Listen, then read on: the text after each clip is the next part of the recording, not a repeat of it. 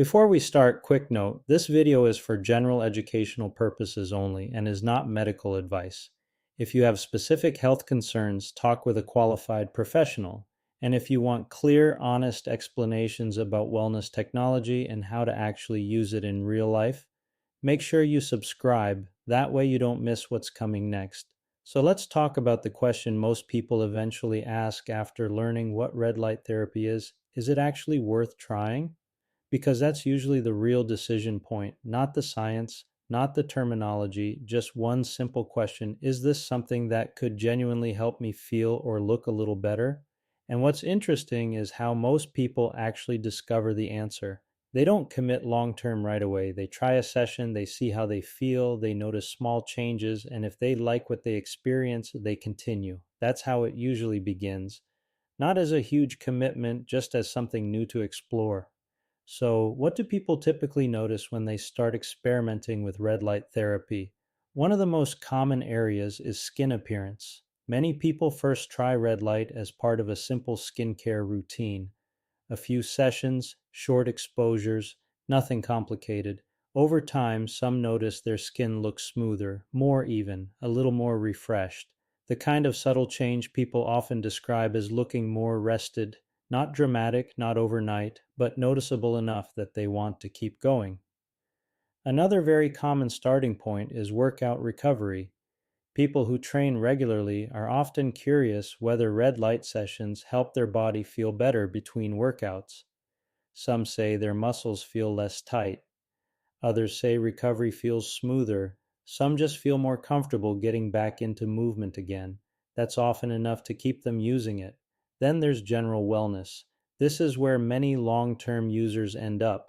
They don't use red light therapy for one specific reason. It becomes part of a broader routine, similar to stretching, sauna time, mobility work, or relaxation sessions. Just dedicated time where they support their body consistently. And something interesting happens when people use it this way. The session itself becomes part of the benefit, the pause, the routine, the recovery time, the structure. It becomes a regular reset moment in the day or week. And this is something people don't always expect. The benefits are not only physical, they are also behavioral.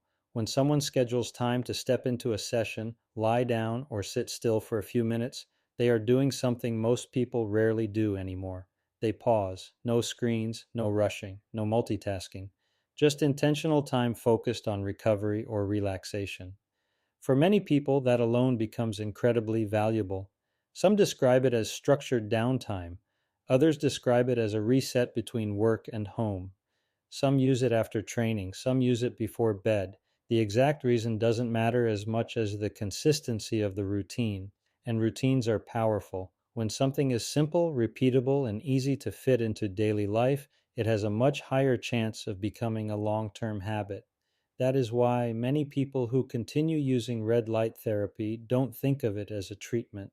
They think of it as part of their rhythm, just like stretching in the morning, going for a walk, using a sauna, or taking time to unwind at the end of the day.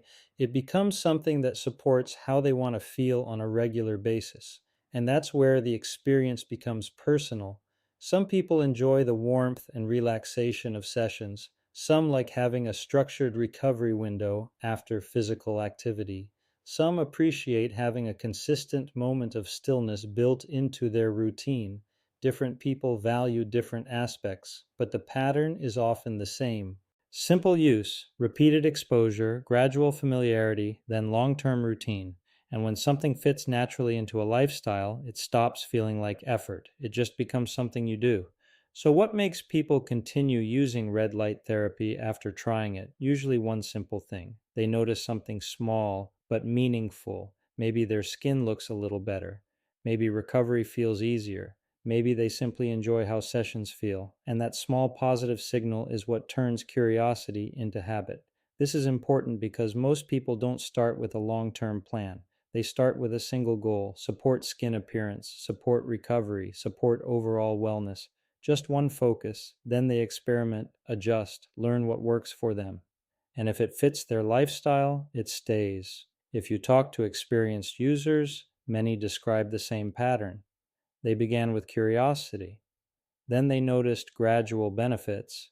then consistency happened naturally, not forced, not planned, just repeated because the experience felt worthwhile, and that leads to something many people misunderstand.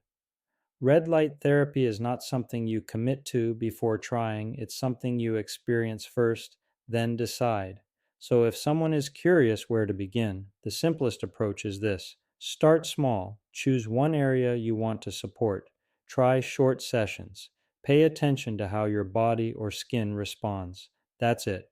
No complicated protocol required to begin exploring.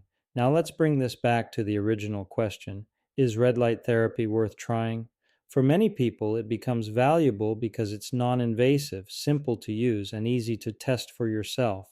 You don't have to guess how it will feel, you can experience it directly. And that ability to personally evaluate the results is what makes many people comfortable exploring it in the first place. At the end of the day, red light therapy is simply a tool people use to support skin appearance, recovery, and overall wellness routines. Some try it and enjoy the experience. Some try it and decide it's not something they want to continue. Both outcomes are useful because the only way to know is to experience it. And that's really the key idea. Red light therapy is something people explore, observe, and then choose how it fits into their life.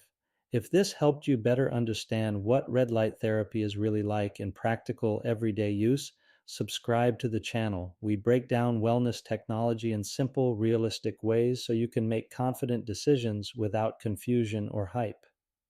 And one final reminder: this video is for general education only and not medical advice. If you have health concerns, speak with a qualified professional before starting any new wellness routine. Thanks for watching.